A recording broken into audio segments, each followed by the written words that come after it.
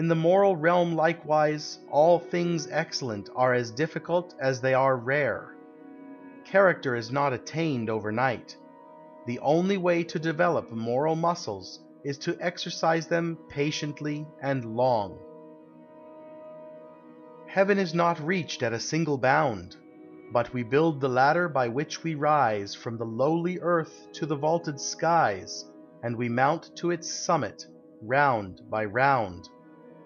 I count this thing to be grandly true, that a noble deed is a step towards God, lifting the soul from the common clod to a purer air and a broader view.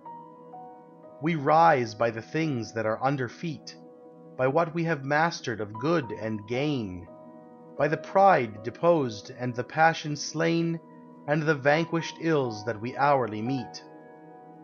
We hope, we aspire, we resolve, we trust, when the morning calls us to life and light, but our hearts grow weary, and ere the night our lives are trailing the sordid dust. We hope, we resolve, we aspire, we pray, and we think that we mount the air on wings beyond the recall of sensual things, while our feet still cling to the heavy clay. Wings for the angels, but feet for men. We may borrow the wings to find the way.